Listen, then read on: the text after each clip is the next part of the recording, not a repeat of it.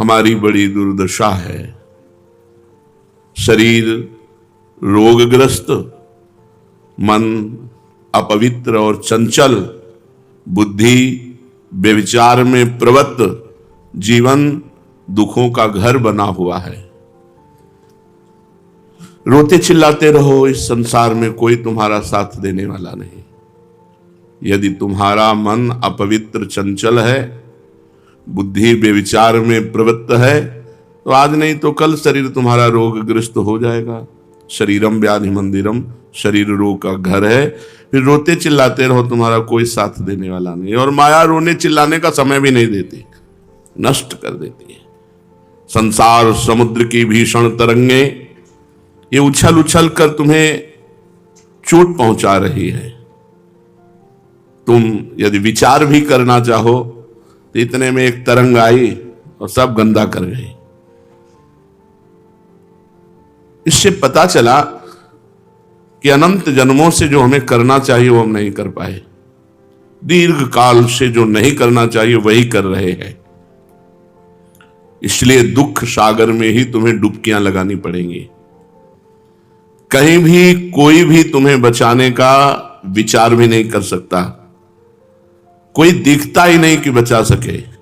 और माया का और छोर नहीं, दुख ही दुख है। मान लो आप सोचते हो मर जाएंगे तो सुख हो जाएगा, नहीं फिर किसी योनि में डाल दिए जाओगे, फिर किसी योनि में डाल दिए जाओगे। ये तो बार बार चक्र लगा हुआ है। दुख का और छोर नहीं है। तुम्हारी इस दुर्दशा का अंत एक ही उपाय से हो सकता है। वो उपाय है भगवान का आश्रय लेकर नाम जप करना। भगवान की शरण होकर भगवान का स्मरण जप करना एक ही उपाय है।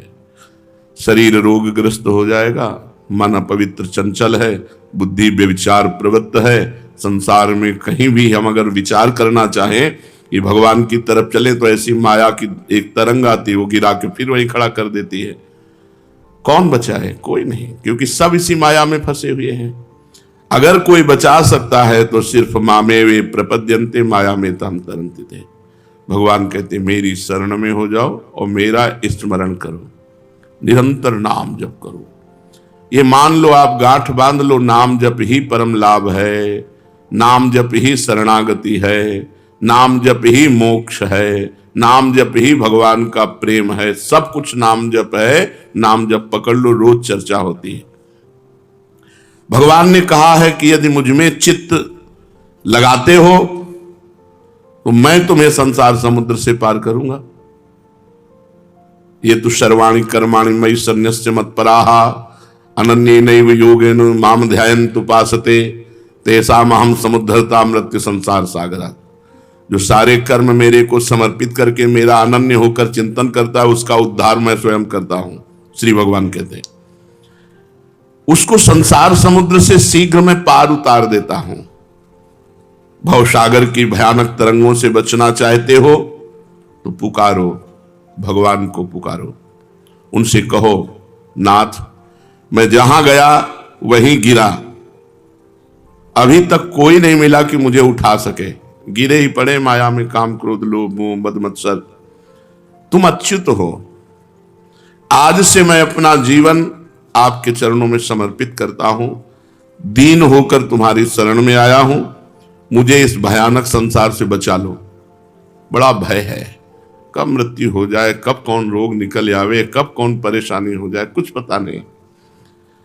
निश्चय तुम्हारी पुकार भगवान सुनेंगे और तुमको एक रास्ता दे देंगे बचने का, जैसे अपने लोगों को रास्ता दे दिया। अब बेईमानी नहीं, ईमानदारी से इसी रास्ते पे चलो, निहाल हो जाओगे।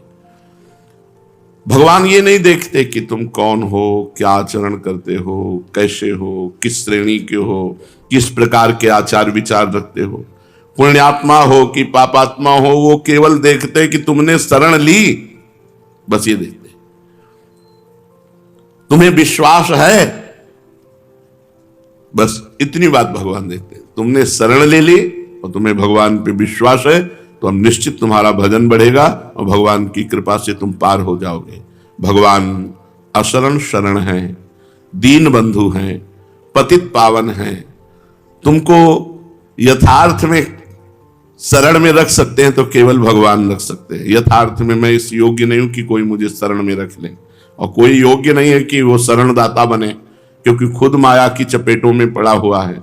दीन और पतित मान करके जब तुम भगवान की ओर चलोगे तो भगवान तुम्हें दौड़ करके मिल जाएंगे। अभी हमारी चाल ठीक नहीं है, हम दीन नहीं अपने को अनुभव करते, पतित नहीं अनुभव करते अपने को, इसलिए हमारी चाल ठीक नहीं। तुम दीन और पतित बनकर जब चलोगे इस मार्ग में, पतित आचरण नहीं, पतित भाव कि मैं बहुत नीच हूं, मैं बहुत पतित हूं, अशरण शरण भगवान दौड़कर तुम्हें उठा लेंगे। प्यारे पुत्र गोद की जैसे लालसा लगता है, ऐसे तुम लालसा रखो, वो मां की तरह आकर तुम्हें अपनी गोद में ले लेंगे। भगवान के समान केवल भगवान है, दूसरा कोई है ही नहीं, तुम किसके पास जाएं। और तुम्हारे वो बहुत प्यारे हैं, तुम्हारे निकट से निकट तुम्हारी आत्मा है, प्राणों के प्राण हैं, जीवन के जीवन है। तुम उनको अपना मान लो, बस इतनी जरूरत है। बड़ी मस्ती रहती है। अब ये है ना कि प्रियालाल मेरे, बड़ी मस्ती है। भजन किसी और कुछ होएगा ही नहीं, कहां जाएगा मन? जहां जाएगा ऐसे सूत्र है, 1 मिनट में लौट जाएगा। जहां जाता है वहां भी भगवान है, वो बेचारा फंसा ही नहीं पाता, कहीं कहीं नहीं फंसा पाता, हर जगह से लौट कर जहां जाए वहां भगवान भगवान। ऊब गया वो कि अब जाऊं तो कहां जाऊं, जहां जाओ वहीं भगवान, ये भी भगवान, ये भी। अब वो कुछ कर ही नहीं पा रहा, वो अपने आप लौट करके आ जाएगा। मान लो ये सूत्र, जहां मन जाए वहां वहां भगवान देखो, जिस वस्तु व्यक्ति स्थान में जाए देखो, बहुत जल्दी तुम्हारा बदला हो जाएगा। सब में भगवान देखो, स्त्री मत देखो, लड़की मत देखो, पुरुष मत देखो, भगवान देखो, और भगवान ही बने हुए, भगवान के सिवा कुछ है नहीं। अनुभव करो, मैं सर्वशक्तिमान भगवान का सनातन अंश हूं। भगवान की अपार शक्ति हर जीव में भरी हुई है। कोई भी पाप की ताकत नहीं कि तुम्हें भगवान से मिलने में रोक ले। कोई भी ताप ऐसा नहीं जो तुम्हें तापित कर सके। तुम सर्वशक्तिमान भगवान के अंश, सर्वशक्तिमान हो। तुम सत हो, चेतन हो, आनंदमय हो। तुम्हारी नित्य सत्ता है, मौत शरीर की होगी, तुम्हारी नहीं। मौत मिटा नहीं सकती, इतनी सामर्थ्य नहीं। तुम ऐसे हो, लेकिन शरीर मिटेगा, और शरीर में तुम्हारी ममता, इसलिए मरते हो, इसीलिए जन्मते हो। नहीं, तुम अजन्मा हो, तुम अमर हो, तुम अविनाशी हो, तुम सत हो, तुम चेतन हो, तुम आनंदमय हो। नित्य निरामय चित्त स्वरूप किसी जड़ पदार्थ या जागतिक स्थिति का कोई भी असर नहीं होता है, अर्थात तुम्हारे ऊपर माया का कोई असर नहीं होगा। तुम अपने स्वरूप को पहचानो। तुम नित्य हो, निर्मल हो, अनंत आनंदमय हो। तुम नित्य हो, निर्मल हो, अनंत आनंदमय हो, भगवान का स्व अंश हो। कोई भी रोग, शोक, विषाद, भय, निराशा, दरिद्रता, दुर्भावना, दुराचार, ये तुम में रह ही नहीं सकते, ये तुम्हें छू नहीं सकते। तुमने इनको पकड़ रखा है, ये तुम्हें नहीं छू सकते। तुम भगवान के स्व अंश हो, ये तुम में कभी प्रवेश नहीं कर सकते। तुमने इनको पकड़ रखा है, छोड़ दो। कोई रोग तुम में नहीं हो सकता। तुम सदा प्रसन्न रहोगे, निर्भय रहोगे, सदा सफलता ही सफलता मिलेगी। शरीर राग छोड़कर भगवान को अपना मान लो, बस अपने अंशी भगवान को स्वीकार कर लो। भगवान निष्कपट बात को बहुत जल्दी स्वीकार करते हैं, सही मत। हम जैसे हैं, कपट रहित होकर भगवान के सामने रहें। कृपा, सेवा, उदारता, स्वतंत्रता, समानता, शांति, साधुता, ये सब सद्गुण उसमें आ जाते हैं जो भगवान को अपना मान लेता है। भगवान की कृपा और भगवान और समाज की सेवा, हृदय में उदारता और परम स्वतंत्रता, कोई परतंत्रता नहीं, और समानता, शांति, साधुता, ये सद्गुण उसमें आ जाते हैं जो भगवान को स्वीकार कर लेता है। कोई भी अशुभ कर्म भगवान से अपनापन नहीं होने देगा, इसलिए बचो पाप कर्म से। कोई अशुभ कर्म मत करो। यदि अशुभ कर्म हो जाए तो उसका प्रायश्चित करो। उपवास करो या गुरुजनों से पूछो कि मेरे से ये अपवित्र कार्य हो गया, अब इसका मार्जन कैसे हो, उसको जल्दी मिटा दो, प्रायश्चित करके जल्दी नष्ट कर दो, हरा भरा ना होने पावे पाप कर्म, नहीं तो बड़ा होकर के तुम्हें बहुत दुख देगा। जो भगवान मेरे हैं वो सिर्फ मेरे हैं।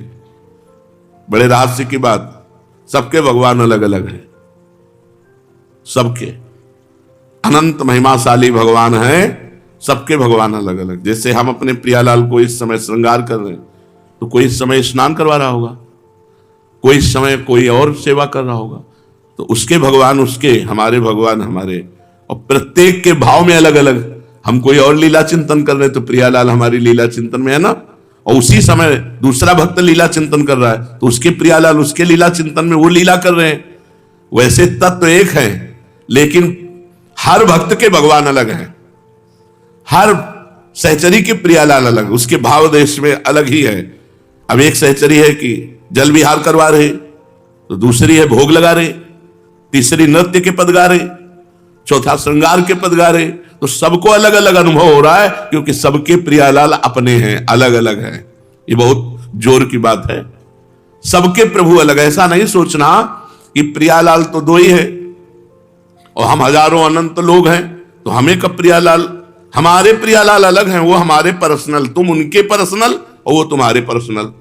और जो पर्सनल नहीं हुए वो भी अनुभव नहीं कर सकते जो हम बात कह रहे हैं। हमारे प्रियालाल हमें सुख देते हैं, आठों पैर हमसे अलग नहीं होते तो दूसरे कौन है, हमारे प्रियालाल। दूसरा भगत कहता है हमारे प्रियालाल, वो आपके प्रियालाल होंगे, हमारे प्रियालाल तो आठों पैर हमारे साथ रहते हैं, आपके प्रियालाल आपके साथ रहते हैं, आपके प्रियालाल आपके साथ रहते हैं। और ये बात युक्ति संगत भी है, भाव संगत भी है, और ये सिद्ध बात है कि भक्त के भगवान अपने अपने हैं। देखो नरसिंह जी भगवान खंबा से प्रकट हो गए तो भक्त अलग है, उनका भाव उस समय जरूरत तो भगवान ने रूप धारण कर लिया। तो क्या उस समय जिस समय नरसिंह बने थे तो और भक्तों के भाव में जिसके जैसे भाव सबको दर्शन देते हैं, सबको अनुभव कराते हैं, सबके अपने भगवान होते हैं, अपने प्रियालाल, अपने घर के, अपने पर्सनल, दूसरा कोई उनको देख नहीं सकता, छू नहीं सकता, ऐसा भाव जो श्री भगवान है, परम आनंदमय है, परम शांति के समुद्र हैं। उन्हीं भगवान से तुम्हारा संबंध हुआ है।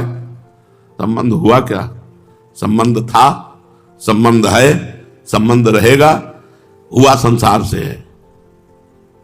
हमारा भगवान से संबंध हुआ का मतलब अभी गुरुदेव के द्वारा नया नया हमको अनुभव कराया गया, लेकिन है हमारा पुराना संबंध, केवल भगवान से संबंध है और किसी से संबंध नहीं। ये तो सब माना हुआ संबंध, मिटने वाला, इसका कोई महत्व नहीं, जिंदा भी कोई महत्व नहीं। अगर तुम्हारे पास कुछ ना हो तो कोई नहीं पूछेगा। दुनिया के जितने संबंध हैं सब झूठे हैं, केवल स्वार्थ की पूर्ति के लिए है, खूब अच्छी तरह से देखा है। सत्य संबंध एकमात्र भगवान का है।